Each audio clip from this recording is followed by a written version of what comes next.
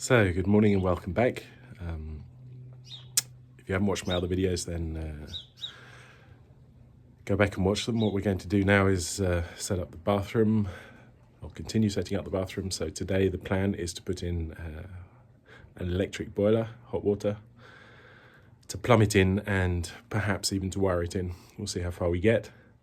That's going to involve using the aluminium multi-layer water piping from the water connection on the other side of the house all the way through, and electricity, which is also on the other side of the house. So lots of holes, lots of drilling. As you might be able to see, the sun is already shining. It's a beautiful morning out here in Tuscany again. It's not warm, but it's much warmer than it was a few days ago. Unfortunately, I have got a bit of a cold, so if I keep doing that all day, you'll just have to bear with me. Right, let's go. So this is the boiler. It's 100 litre electric 2000 watt boiler. It was pretty much the cheapest boiler I could find. We're going to put in a second one, obviously, if we have a second bathroom, because this won't do the whole house. And I imagine a little one underneath the kitchen when we finally get around to doing the kitchen. So we finished all our plumbing, wastewater plumbing here yesterday. Well, finished. We need to strap some of it, but I need to go into town and buy the correct materials to get that properly fixed to the wall and to the floor. And now over here, we're going to put the boiler up against the wall. So there it is, and surprisingly enough, it looks like it only needs 2 bolts or 2 hangers at the top. So that's going to make my life easier. And then I presume that this can be, no it can't, that will hold it then off the wall. So, how big is it? It's about that big. Yeah, I guess that's a nice flat piece of wall there. We'll get it into the top there. On the box there is like a cardboard cutout with the right hole placement. So I'm going to cut that off, mark some holes in the wall, and then drill on through. So I'm back. I've just had to go up to the local town, to the builders merchants. Got a fixing kit which is specific for these boilers. What I'm going to do now is fit the security valves onto the bottom of the boiler. That way I don't have to crawl around in the muck. And then I'm going to hang the boiler on the wall.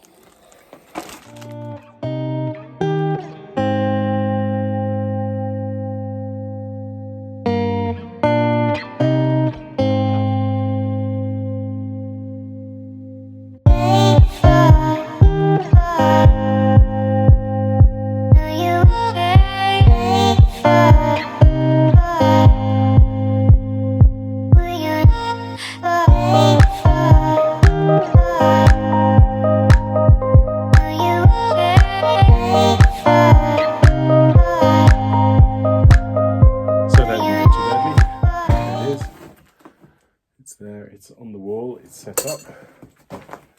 It is straight, it is straight, so perfect. We'll just put the security kit in underneath it, and then we can start running water to it. We're back in the cellar again. We've run this water pipe, which is multi-layer aluminium, through the wall from the other side where we were earlier. That went surprisingly easily, no great difficulty there. I put a T on the end of it, so we're going to have a 16 that goes up and will take cold water to the bathroom, and the 20 that'll feed straight across to here into the hot water tank. So I'm going to go back over to the other side of the wall now, unravel the rest of this this pipe and bring it back to where it needs to go. And there we have it, the cold water connected, plumbed in, and hopefully watertight. We'll find out later. You've probably noticed that a lot of this looks backwards, and in fact I had to mount all of this backwards because the wall bows out to the bottom. It gets wider at the bottom, as all old walls do.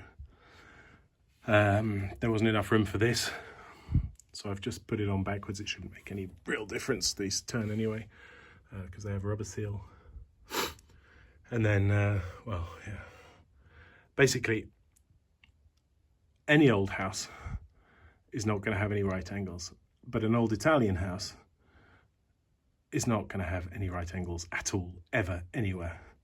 I haven't found a single one yet, so it doesn't always make it easier, but we're just getting through. I mean, it's a bit, it's not the prettiest job, but it should work, and if it's watertight, that'll do me just fine.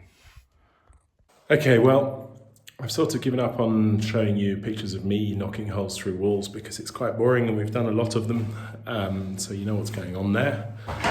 So we're now at the point where the water is coming up, 2 for the sink, 1 for the toilet, 1 at the moment for the shower, the second one for the shower will be up any minute. And I'm now going to fit on the wall our exit brackets, so they'll go onto the multi-layer and then out in a 1/2 inch for the taps, the shower and the rest. For the shower we had to make a bit of a big hole to get that through because, again, of the arch downstairs there was just no way. There will be a small plasterboard wall up there. So this is where the shower is going to be, 110 centimetres above ground, 160 mils between axes. This is quite low because we're going to put the sink on top of this this bit of furniture over here, which is quite pretty, and will make something very nice. But I probably do an entire video on turning that into something nice for the sink. After that, still some more plastering to do, connect everything up in the cellar, and then I might eventually be able to have a shower. So we're definitely getting there. The wastewater's complete. It goes all the way out to the septic tank. Everything's connected up. It's just the shower that I just need to plug back in, but otherwise it's pretty perfect. So we're really quite good at the moment. So I'm going to get on, drill some holes, connect up the pipes to the wall. I'm going to bring up the toilet in a minute. So I'll probably film that as I put the toilet in, so I know exactly where to put the tap to cut off the toilet. But first I'm just going to run these pipes for the, well, these brackets for the pipes for the sink and the shower.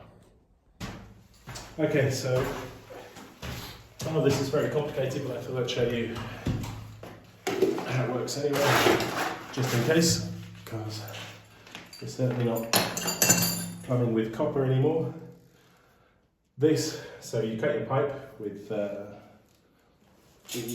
pipe cutter, wherever that's gone, that's over here, so that's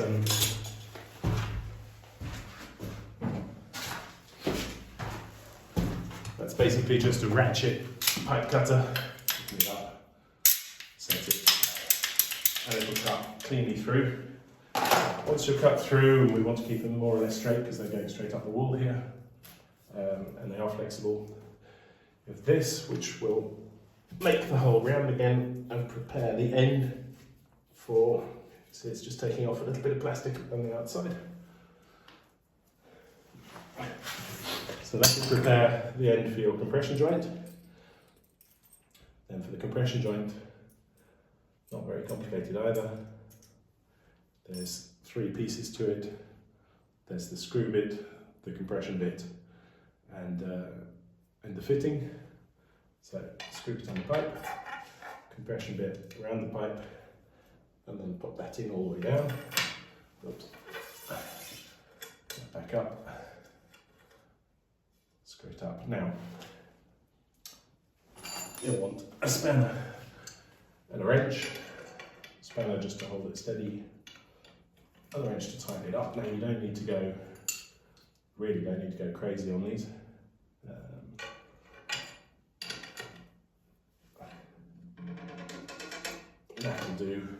more than sufficient. So I now have the chance to push this down because we have space and I've left enough in the cellar. Line it up and then just 3 screws, and I know I'm using very long screws for this, which you don't necessarily have to do, but the walls here are made of either incredibly hard stone or incredibly soft plaster or earth between the stones, so it's a bit hit and miss.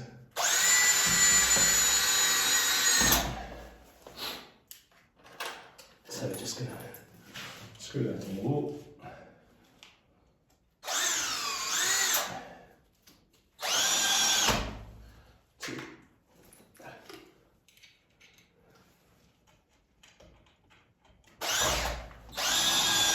3. And we'll do the same on the other side.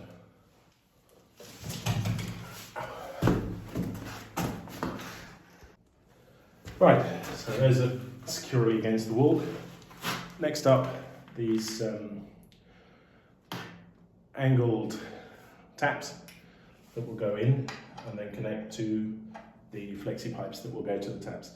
I know these aren't used everywhere, but well, certainly where we live they are. This doesn't need to be Teflon because it already has a rubber seal built into the thread. So that's simply just a screw in.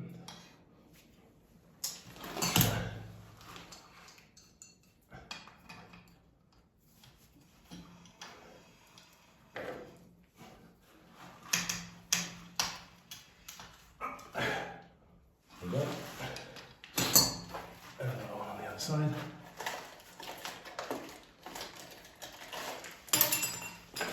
We don't need the rosettes, pretty but not useful for what we're doing, because there will be, as I said, that piece of furniture that will go up in front of this. So again, line it up, always start fingers, otherwise you'll bust the thread. Things I've learnt by doing once round, and that's it as well. You see those rubber seals are in, so nothing's coming out of there. Now close the taps, because when you do pressure test the system, it'll be a nasty surprise if you've forgotten to close them, because it'll just spray off the seal.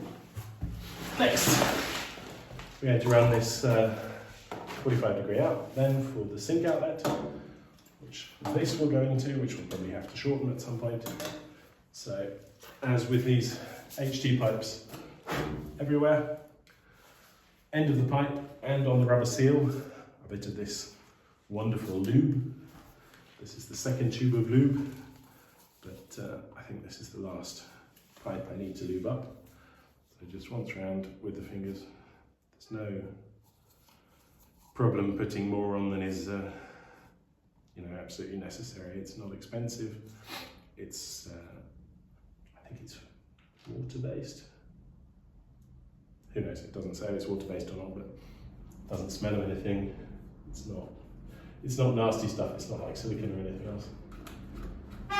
So put those 2 sides on, and then just push it in, push the pipe down a little bit, bring it back up. There we go. And that's that. Next, to get that pipe into that pipe, we have this rubber bung which will seal it all up. And same procedure, bit of lube once around the outside, and just push it in. There we go, done. Bit of lube on the inside then for when we come to pushing this through. And that is ready for a sink. Okay, so I went to get the lube. I briefly hesitated if we should do a full-on unboxing video on this. So what we're going to do is we're going to put everything in place so that we can line up the water pipe, plug everything in. Look at that, how many? 1, 2, 3, 4, 5 lots of instructions. 10, 11, 12, 13, 14. Right, so We just need to screw everything together. I guess we can probably do that on time lapse.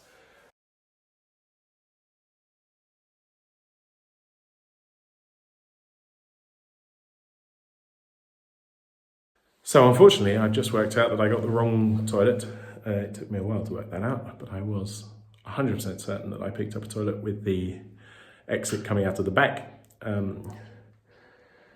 And in fact, I looked at all the diagrams and it was on my list, and it would appear that they've given me the wrong toilet because it's coming out of the bottom, which means that my pipe is in the wrong place. So that is a bit of a problem. I'm going to have to probably go tomorrow and get a different toilet. Okay, so I've just put a tap on it. I've left it quite high up the wall so I can trim it back down whenever I do eventually find a toilet. I can hear at least one of you, and I know which one at home, going, "You idiot." Yes, I know. Oh well. So as you can probably see, once again I'm drilling into nothingness here, so there's no point really trying to make that work. What I'm going to do, because we're putting a plasterboard wall in there with a frame behind it anyway, we probably would have been too far away, is I'm going to put a piece of wood, screw the piece of wood firmly to the wall, and then screw onto that piece of wood. Okay, so that's much better. That's now got 5 screws in, 3 of them hit stone, so that's not going to go anywhere. It also will give us the right space probably from the wall. So I'm going to get the joins screwed on, get the pipes connected up, and then I'm probably going to end up putting the adapters for the thermostat on. I might even have to put the thermostat on because I might try and get the water connected and pressure tested today. Okay, so amazingly enough, it's not the prettiest installation, but it's not bad. It's a funny angle you're looking at, so it does all kind of come together. Hot and cold, you know, the flexi pipes, you can't really go in for hard corners, and I'd rather have that bow than putting in additional joints, which are always going to be weak points. Up through the wall, it hasn't been connected to the mains water yet, but I'm going to do that probably tomorrow because that involves lying on my tummy in the mud, although I might do it now. Of course, if I do, then I won't have a toilet because I haven't got a proper toilet because I'm stupid. Right, so what I'm going to do first now is run this electrics, try and get some electricity to there, and also at the same time bring down a cable for the bathroom for all of the things that need to go into the bathroom. So that's going to be it for today. We've done quite well. It's a real annoyance about that toilet. I know I keep going on about it. Tomorrow will be a better day. Maybe I'll find another one. Tomorrow, electrics, get some electricity going on, get the boiler connected to electricity, and then switch over the mains water. And then perhaps probably start with the plasterboard walls. Finish plastering. I'll do that at the same time as I do the joints, I reckon, and then paint everything out, and good to go. So I hope you liked the video. If you did, subscribe, come back. There'll be plenty more. As you can tell, this is going to be a long project. Perhaps tomorrow or the day after, when the sun is shining, we'll do a walk around, have a look at everything outside the house, look at inside the house, show you what the plans are. So thanks for watching, and see you tomorrow.